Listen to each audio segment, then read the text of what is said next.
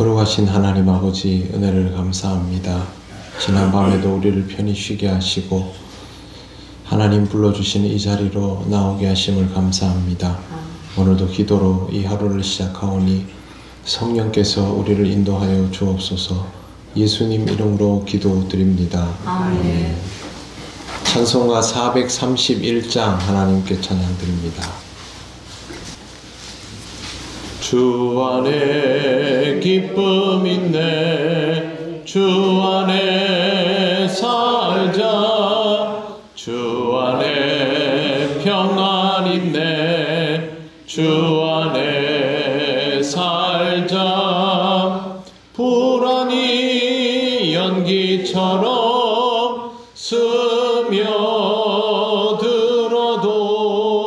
주 안에 사는 마음 기쁨 넘치네. 주 안에 사랑 있네, 주 안에 살자. 주 안에 소망 있네, 주 안에 살자. 검푸른 성난 파도 밀어 덮쳐도 주 안에 사는 마음 평화 넘치네.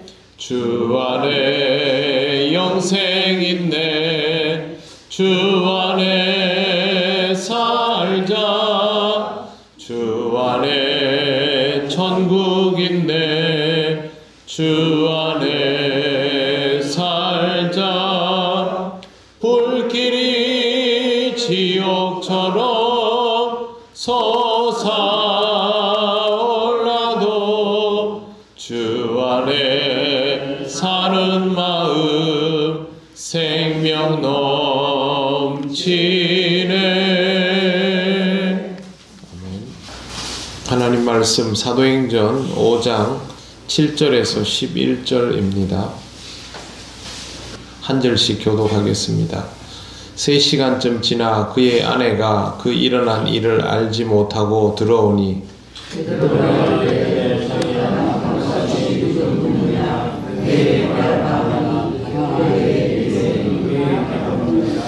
베드로가 이르되 너희가 어찌 함께 꾀하여 주의 영을 시험하려 하느냐. 보라, 내 남편을 장사하고 오는 사람들의 발이 문 앞에 이르렀으니 또 너를 메어 나가리라 하니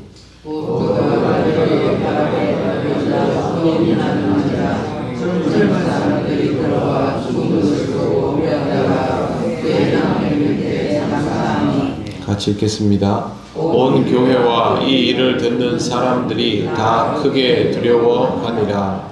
아멘. 아나니아가 급사해 버린 것을 모르는 아내 삽비라가 이제 3시간 정도 뒤에 교회로 옵니다. 베드로가 이렇게 질문합니다. 그 땅 판값이 이것뿐이냐? 보통 이렇게 질문하지 않지요.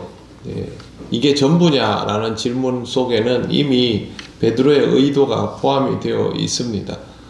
그런데 여기에서 이렇게 질문을 했습니다. 그녀에게 라고 묻습니다. 그녀에게 라고 묻는 것은 이 여인의 의도를 따로 알기를 원한다 라는 뜻입니다. 그런데 여기에서 삽비라가 대답을 똑같게 합니다. 예, 이것뿐이라.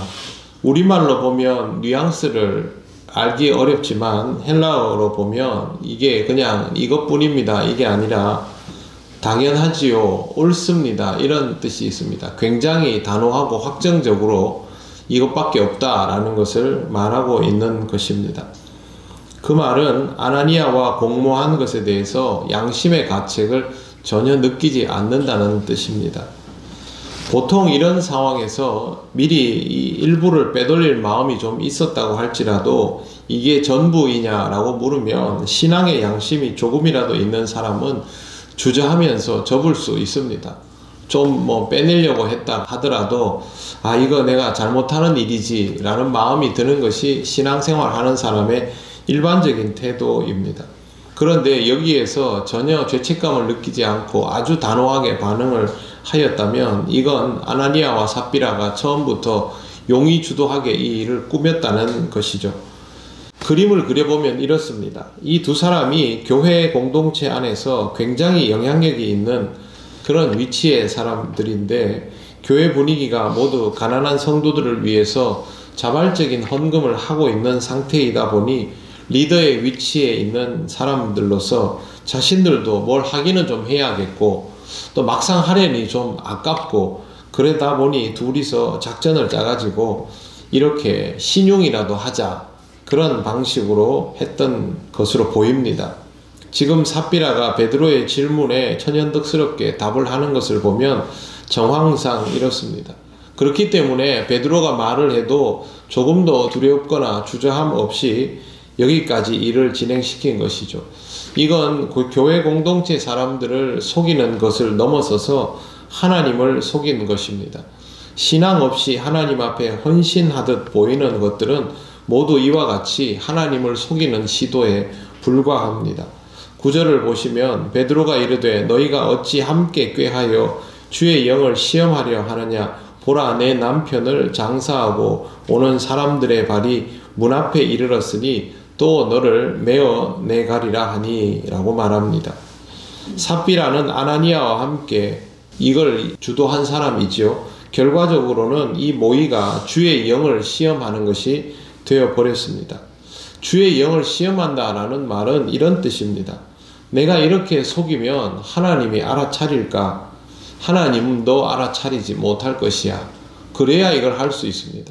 하나님이 정말 이걸 아신다고 생각하면 이렇게 할 수가 없습니다. 주님의 영을 시험한다라는 것은 바로 그런 의미가 있습니다. 내가 이렇게 하면 하나님은 모를 거야 입니다. 어제 말씀드린 것처럼 이것은 물질에 관한 문제가 아닙니다. 하나님에게로 나아감이 신앙 없이, 영적인 감동 없이 행위로만 이루어지면서 하나님을 기만할 때 이와 같은 경우가 있습니다. 오래전에 금요기도에 관해서 좀 공부를 하고자 하는 마음으로 인터넷에서 금요기도회 관련 영상들을 좀 본 적이 있습니다. 그런데 하루는 그 기도회 중에 목사님이 인도를 하고 있으면서 눈을 뜨고 사람들을 계속 이렇게 살피면서 기도하는 가운데 어떤 순간순간이 되면 그냥 입으로만 아멘, 아멘, 아멘 이렇게 하는 걸 보았습니다. 제가 깜짝 놀랐습니다. 기도하는 순간에는 하나님께 몰두해야 되고, 그건 인도자도 똑같지 않습니까? 하나님께만 집중해야 되는데 사람들이 기도를 하다가 뭐 조금 어떤 순간이 되면 그렇게 분위기를 맞추는 추임새처럼 그걸 사용하는 걸 보면서 제 얼굴이 굉장히 화끈거리는 경험을 한 적이 있습니다. 저 사람은 기도를 도대체 뭐라고 생각하고 있는 것일까? 사람들을 속이는 건 그렇다 하더라도 하나님 앞에서 저런 마음을 가지고 저렇게 인도할 수 있을까? 그런 생각을 한 적이 있습니다. 내가 그냥 교회에 나와서 예배를 드리면서 사람들이 다 그렇게 하고 있으니까 나도 경건한 채 하고 있으면 하나님이 그냥 속아주시는 것입니까? 내가 그냥 예배 시간에 아멘 하고 큰 소리로 대답하면 하나님이 아 그렇구나 라고 그렇게 들어주시는 분입니까? 하나님은 그런 분이 아니시죠. 주의 영을 속인다는 것은 이를테면 이와 같은 것입니다. 내가 이렇게 하면 내 마음에 진정성이 없어도 하나님은 속아주시겠지. 내가 누군가를 향하여 이런 감정을 가지고 있어도 겉으로 표를 하나도 내지 않고 속으로는 마음껏 불편한 마음을 저 사람을 향해서 쏟아부어도 하나님은 모르시겠지. 이게 다 그런 것입니다. 단순히 여기에서 아나니아와 삽비라가 물질을 가지고 이렇게 장난질을 했다는 것만으로 우리가 이 말씀을 국한시켜 볼 수가 없습니다. 유대의 지도자들도 그렇게 하지 않았습니까? 예수님을 잡을 때 보면 신앙적인 구실을 달았고, 베드로와 요한을 잡을 때도 신앙적인 구실을 달았지만 사실 그들의 마음속에 신앙이라는 것은 조금도 없었죠. 주님의 영을 시험하면 안 됩니다. 그러면 끝이 좋을 수가 없습니다. 베드로의 말대로 아나니아뿐만 아니라 삽비라도 자신의 행동에 대하여 어떤 핑계도 변명도 하지 못한 채로 그의 발 앞에 엎드러져서 혼이 떠나버립니다. 그리고 젊은 사람들이 들어와서 죽은 것을 보고 남편 곁으로 데리고 가서 장사하였습니다. 딱 3시간 만에 부부가 모두 세상을 떠난 것입니다. 이 충격적인 사건이 성경에 기록되어 있는 이유는 헌금을 잘 하라는 말이 아닙니다. 주의 영을 시험하지 말라는 교훈을 주기 위해서입니다. 하나님은 우리의 모든 것을 아십니다. 우리가 모르고 있는 우리 자신의 실체도 아시는 이가 바로 하나님이십니다. 그러므로 사랑하는 성도 여러분, 우리 모두는 하나님 앞에 두렵고 떨리는 마음으로 그리고 언제나 순전한 마음으로 서 있어야 함을 잘 기억하시기를 바랍니다. 기도드리겠습니다. 하나님 아버지 은혜를 감사합니다. 우리 자신을 속일 수 있어도 하나님을 속일 수는 없다는 사실을 우리가 잊고 살아갈 때가 많습니다. 오늘 우리에게 말씀하여 주셨사오니 우리의 부족함에도 불구하고 순전한 마음으로 하나님 앞에 설 수 있기를 원합니다. 성령님 우리를 인도하여 주셔서 특별히 이 기도의 자리에서부터 우리가 하나님 앞으로 나오는 모든 예배의 자리를 통하여 또 우리의 일상 가운데에서도 언제나 하나님을 의식하고 하나님을 감히 속이려는 일이 없도록 우리를 붙잡아 주시옵소서. 오늘도 하나님의 은혜를 따라 살아갑니다. 성령께서 우리를 인도하여 주실 줄 믿사오며 예수님 이름으로 기도드립니다. 아멘. 하늘에 계신 우리 아버지, 아버지의 이름을 거룩하게 하시며 아버지의 나라가 오게 하시며 아버지의 뜻이 하늘에서와 같이 땅에서도 이루어지게 하소서. 오늘 우리에게 일용할 양식을 주시고 우리가 우리에게 잘못한 사람을 용서하여 준 것 같이 우리 죄를 용서하여 주시고 우리를 시험에 빠지지 않게 하시고 악에서 구하소서. 나라와 권능과 영광이 영원히 아버지의 것입니다. 아멘. 기도 제목을 하나만 좀 말씀을 드리겠습니다.